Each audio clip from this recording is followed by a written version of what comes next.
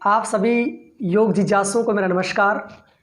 योग के दौरान किसी दूसरे का मैट प्रयोग ना करें। आजकल बाज़ार में कई तरह के मैट उपलब्ध हैं। खासकर सिंथेटिक मैट बहुत ज़्यादा मिलते हैं, रबड़ के मैट बहुत ज़्यादा मिलते हैं। क्या ये मैट योग के अनुकूल हैं? क्या हमें इन पर बैठकर योग करना चाहिए? कुछ विशेषज्ञ मानते हैं हमारे जो ऋषि मुनि थे वो गुफाओं कंदराओं में मृगछाल, कुशा आदि पर बैठकर योग करते थे, जो ग्रेविटी की कुचालक भी हैं। लेकिन वर्तमान में एक मैट का व्यापार चल पड़ा है। कॉटन के मैट बहुत कम मिलते हैं, रबड़ के मैट या सिंथेटिक मैट बाजार में बहुत ही उपलब्ध हैं। तो योग जब आप करते हैं तो आपका अपना खुद का मैट होना चाहिए और कॉटन का मैट सर्वश्रेष्ठ होता है, या आपके पास कोई दरी आदि होनी चाहिए। देखिए, दूसरे का जो मैट होता है आप प्रयोग करते हैं, उसमें मैट के चारों ओर एक ऊर्जा का प्रवाह होता है, और जब आप दूसरे के मैट पर योग करते हैं तो उसकी एनर्जी आपको प्रभावित करती है। इसलिए योग के दौरान, यानी आसन करते समय, प्राणायाम करते समय, ध्यान करते समय, मुद्रा बंद आदि करते समय आपको अपने मैट का प्रयोग करना है। दूसरा जब योग करता है किसी मैट पर, उसमें पसीना आदि भी आता है, कोई चर्म रोग भी हमें हो सकता है अगर हम उसके मैट पे करते हैं तो। इसलिए दूसरे के मैट का प्रयोग ना करें। आपका अपना मैट हो, या आपकी अपनी दरी हो, या आपका अपना कोई कॉटन का मैट हो, और उस मैट को साबुन आदि से नहीं धोना चाहिए।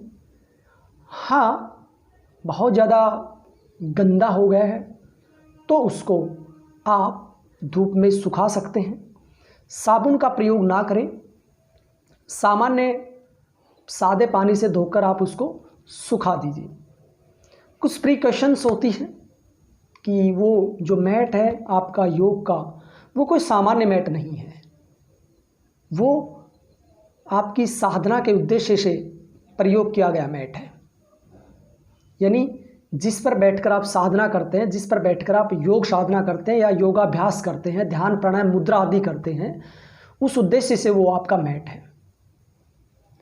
तो उस मैट के ऊपर बैठकर आप खाना आदि भी ना खाएं। मैंने देखा बहुत से योग शिक्षक, बहुत से योग के विद्यार्थी उस मैट पे आसन भी करते हैं, उसी मैट पर खाना भी खाते हैं, उसी मैट पर सोते भी हैं। तो मेरा आपसे निवेदन है कि उस मैट पर ना बैठकर खाना खाएं, उस मैट पर ना सोएं। यानी वो मैट आपका साधना के उद्देश्य से है, न कि वो मैट सोने के लिए, न कि वो मैट आपका खाना खाने के लिए, ना वो मैट गप्पे मारने के लिए है। यानी वो मैट आपका सामान्य बैठने के लिए नहीं है।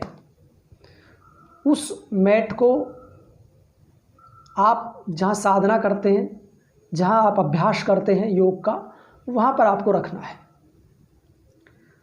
पूजा पाठ आदि करते हैं तो वहाँ भी आप उसका प्रयोग कर सकते हैं, लेकिन खाना खाने में या दूसरे क्रियाकलाप में, सोने में या अन्य कोई क्रियाकलाप, उनमें इसका प्रयोग ना करें। तो आपको ध्यान रखना है कि आपका अपना पर्सनल योग मैट होना ही चाहिए। किस चीज़ का? सिंथेटिक ना हो, रबड़ का ना हो। सिंथेटिक मैट पर और रबड़ के मैट पर अगर हम योग करते हैं तो हमें पूरा फ़ायदा नहीं मिलेगा। हो सकता है कि फ़ायदे की जगह में नुकसान हो जाए।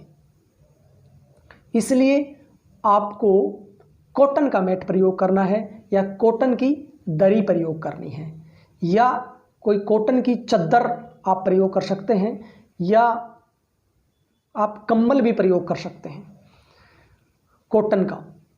तो आपको ध्यान रखना है कि आपको रबड़ मैट और सिंथेटिक मैट का प्रयोग बिल्कुल भी भूल कर भी नहीं करना है, और जिस मैट पर कोई दूसरा योगाभ्यास कर चुका है या करता हो उस मैट को भी आपको प्रयोग नहीं करना है। कुछ लोग बहुत ही गदम मैट होते हैं, गद्दा होता है।